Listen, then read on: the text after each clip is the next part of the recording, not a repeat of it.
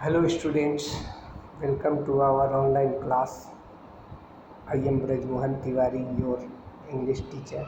Today I am going to teach you English grammar and the topic is clause.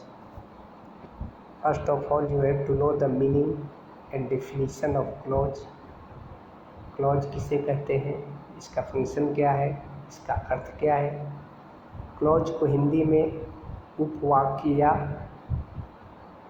वाक्यांश कहते हैं, अर्थात clause वाक्य का एक अंश होता है, वो कंप्लीट सेंस प्रकट नहीं करता। तो what is the definition of clause? Clause is a group of words that has a subject and a predicate but it is not a complete sentence. अर्थात शब्दों के उस समूह को उपवाक्य या वाक्यांश कहते हैं जिसमें एक सब्जेक्ट और एक प्रेडिकेट होता है, लेकिन ये पूर्ण वाक्य नहीं होता है। सब्जेक्ट और प्रेडिकेट के बारे में आप पहले ही पढ़ चुके हैं। किसी भी सेंटेंस के दो पार्ट होते हैं, एक सब्जेक्ट जो डूअर ऑफ द एक्शन होता है और एक प्रेडिकेट जो एक्शन किया जाता है सब्जेक्ट के द्वारा।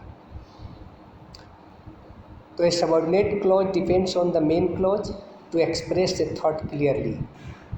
तो वाक्य के अर्थ को स्पष्ट करने के लिए मेन क्लॉज के साथ एक सबऑर्डिनेट क्लॉज यानी अधीनस्थ उपवाक्य की आवश्यकता पड़ती है। सबऑर्डिनेट क्लॉज को डिपेंडेंट क्लॉज भी कहते हैं क्योंकि वह मेन क्लॉज पर आश्रित होता है। सबऑर्डिनेट क्लॉज और मेन क्लॉज दोनों एक दूसरे के पूरक होते हैं, तब वाक्य का अर्थ स्पष्ट होता है। Now look at the structure. Now look at the structure of these sentences. In the first sentence, the girl is a prefect. The girl is a prefect. यानी चित्र में जो लड़की दिख रही है वो कक्षा की नायिका है। प्रीफेक्ट को मॉनिटर भी कहते हैं। Now come to the second sentence. The girl who has the badge is a prefect. अब दूसरे वाक्य में लिखा हुआ है कि वह लड़की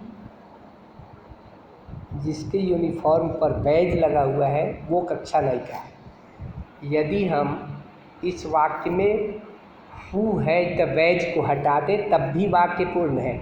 the girl is a prefect. लेकिन वाक्य को प्रभावशाली ढंग से व्यक्त करने के लिए एक सबऑर्डिनेट क्लॉज का इस्तेमाल किया गया है, हु है द बैज, यानी लड़की जिसके यूनिफॉर्म पर बैज लगा है वो कक्षा की नायिका है।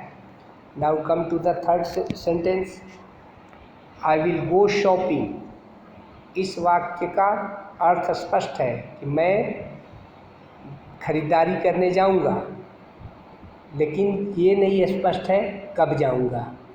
तो अब चौथे सेंटेंस का स्ट्रक्चर देखिए, if I have time I will go shopping, यानी जब मेरे पास समय होगा तब मैं खरीदारी के लिए जाऊंगा। तो इसमें if I have time I will go shopping, यानी जब मेरे पास समय होगा तब मैं खरीदारी के लिए जाऊंगा।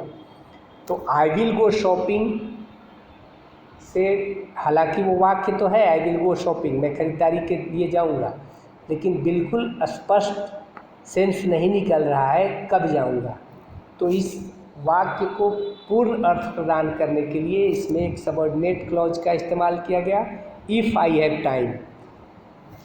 If I have time I will go shopping, यदि मेरे पास समय होगा तो मैं खरीदारी के लिए जाऊंगा।